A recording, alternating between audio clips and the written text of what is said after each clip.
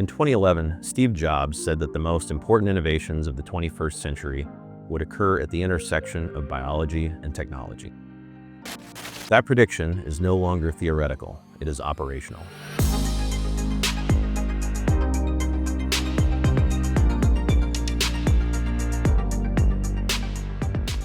My master's thesis examines what happens when biology, computation, artificial intelligence, and digital infrastructure converge faster than our institutions can govern them. That convergence creates a new national security threat space known as cyberbiosecurity, and it exposes profound vulnerabilities in what we now call the bioeconomy. This research asks a simple but urgent question. How can the United States anticipate, evaluate, and govern cyberbiosecurity threats before they become irreversible crises?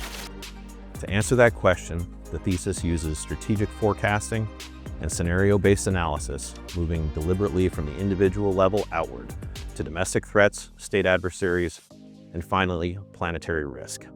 Because cyberbiosecurity does not fail all at once, it fails systemically. At the individual level, cyberbiosecurity begins inside the human body. Medical devices, genomic data, biometric identifiers, and internet-connected implants now sustain life itself. Pacemakers, insulin pumps, neural interfaces, and wearable diagnostics are extraordinary medical achievements, but once digitized, they become targetable. As demonstrated in my research, a single compromised device can become a silent weapon, blurring the line between malfunction and murder. Here, attribution is delayed, intent is obscured, and accountability is elusive. At the domestic level, these risks scale rapidly.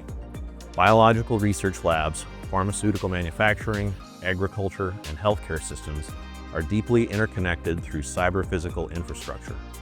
A seemingly mundane vulnerability, such as a poorly segmented HVAC system, can manipulate biological outcomes without triggering alarms. In my thesis, this reality is illustrated through a domestic bioterror scenario where incremental digital manipulation produces catastrophic biological consequences. The lesson is clear. Change one node and you change the system. At the state level, cyberbiosecurity becomes a tool of geopolitical competition. Adversarial nations, particularly the People's Republic of China, have demonstrated sustained interest in genomic data, biotechnology supply chains, and precision medicine. From large-scale DNA collection to lawfare and intellectual property disputes involving firms such as BGI, MGI, and Illumina, biology has become a strategic resource. Unlike conventional weapons, cyberbio threats are deniable, asymmetric, and persistent. They operate in legal gray zones, exploit regulatory gaps, and weaponize time itself. And then the threat extends beyond Earth. As biological research moves into orbit, through agricultural experiments, synthetic biology, and planetary exploration, astrobiodefense becomes a cyberbiosecurity concern. Digitized genomes, transmitted between space and Earth, introduce new attack surfaces where attribution is nearly impossible and consequences are global. The future battlefield is not confined to borders or domains. It is biological, digital, and increasingly planetary. Across all four scenarios in this thesis, a consistent pattern emerges. Cyberbiosecurity threats are nonlinear, recursive, and systemic. They do not behave like traditional chemical, biological, radiological, or nuclear threats. They do not announce themselves with a boom. Instead, they unfold quietly through data corruption, delayed activation, and cascading failure. This is why existing governance frameworks are insufficient. CBRN models were built for visible agents, clear attribution, and linear causality. Cyberbiosecurity defies those assumptions. The core argument of this thesis is therefore straightforward.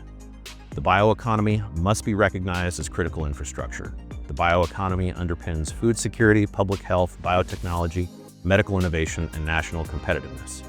Yet it remains largely self-regulated, fragmented, and institutionally orphaned. Without formal designation, there is no unified risk ownership, no mandatory security baseline, and no systemic resilience. To address this gap, the thesis advances 5 strategic recommendations. First, formally designate the bioeconomy as critical infrastructure.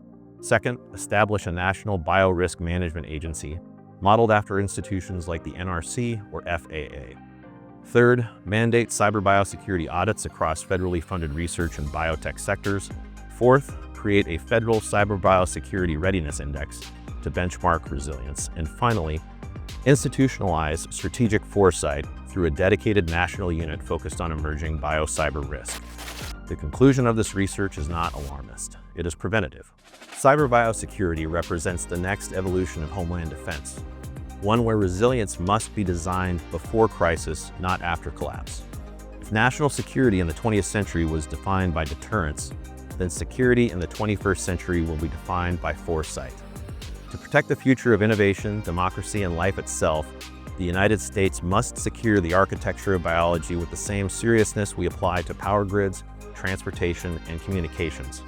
Because in the cyber-bio era, the infrastructure we are defending is life itself.